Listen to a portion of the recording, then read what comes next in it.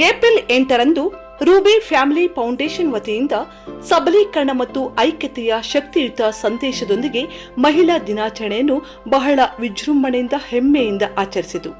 700ಕ್ಕಿಂತ ಹೆಚ್ಚು ಮಹಿಳೆಯರು ಒಂದೆಡೆ ಸೇರಿ ಶಕ್ತಿ, ಭರವಸೆ ಮತ್ತು ಆತ್ಮವಿಶ್ವಾಸದಿಂದ ತುಂಬಿದ ಸ್ಫೂರ್ತಿದಾಯಕ ವಾತಾವರಣವನ್ನು ಸೃಷ್ಟಿಸಿದರು. ಈ ವಿಶೇಷ ಕಾರ್ಯಕ್ರಮಕ್ಕೆ ಬಂಗಾರಪೇಟೆ ವಿಧಾನಸಭಾ ಕ್ಷೇತ್ರದ ಶಾಸಕರಾದ ಎಸ್ಎನ್ ನಾರಾಯಣಸ್ವಾಮಿ ಕೆಎಂ ಅವರು ಮುಖ್ಯ ಅತಿಥಿಗಳಾಗಿ ಆಗಮಿಸಿದರು.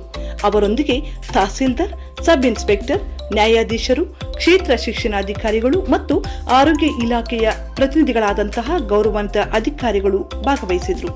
ಈ ಕಾರ್ಯಕ್ರಮವು ನಿರ್ದೇಶಕರಾದ ಯಶವಂತ್ ಶಿವನಗೌಡ ಅವರ ಮಾರ್ಗದರ್ಶನದಲ್ಲಿ ನಡೆಯಿತು.